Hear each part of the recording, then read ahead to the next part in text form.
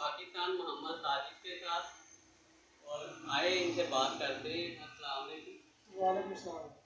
ये आपको चीनी वगैरह और आटा वगैरह किस रेट पे मिल रहा है?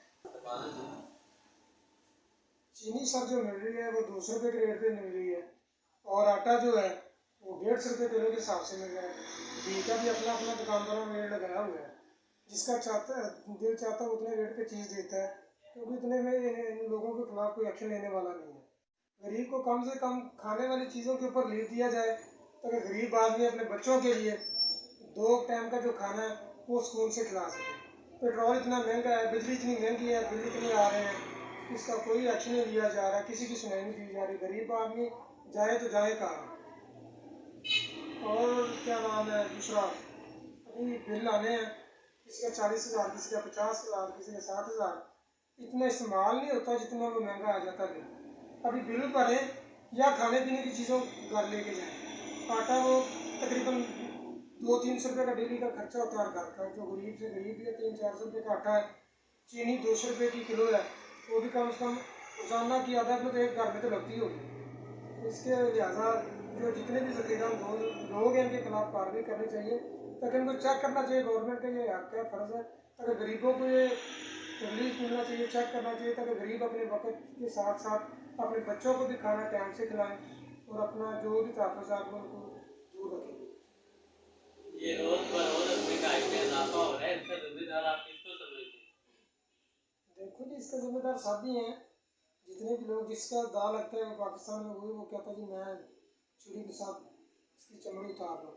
और जिम्मेदार सब भी हैं जो इन जखीरा अंदोज़ी करते हैं। चाहे फ्रूट वाले के पास चले, उसका अपना रेट है, चाहे किसी के पास चले, किराने वाला, मुर्गी वाला, जो भी है, सबका सब अपना अपने रेट पे लगाए हुए हैं वो चीज़ें। गवर्नमेंट के रेट के रेट लिस्ट के मुताबिक कोई भी नहीं दे रहा चीज़, ना कोई समझता जी गवर्नमेंट के मुताबिक दें।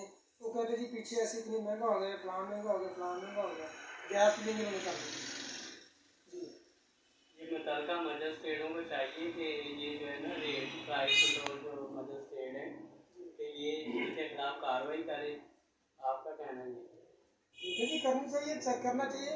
अगर रेट सही दे रहे तो ठीक है, नहीं दे रहे तो मतलब कार्रवाई करनी चाहिए। जैसे आप कह रहे हैं 200 रुपये किलो चीनी मिल रही है, आप 200 रुपये किलो चीनी लेते हैं? जी ऐसे लेते हैं। जो दूर दराज के लिए वहाँ पर भी कहते हैं कि महंगाई इतनी हो गई, शहर से इतनी किलो पड़ती है। आज गट्टू का रेट इतना हो गया, 5,000 हो गया, 10,000 हो गया, 8,000 हो गया, 9,000 हो गया। क्या करें हम, मजबूरी, हमने आप खाना क्या वज़ीर है। आज़म साहब को क्या अपील करना चाहिए? वज़ीर साहब को फिर यही करते हैं, कम से कम ये महंगाई के ऊपर उनको बिल्कुल गौर करनी चाहिए, ताकि गरीबों का एहसास सबको होना चाहिए। गरीब का हक जो है उनको पूरे तरीके से मिलना चाहिए। आप अपने मियाँ चन्नू के इंतजामिया को क्या कहते हैं?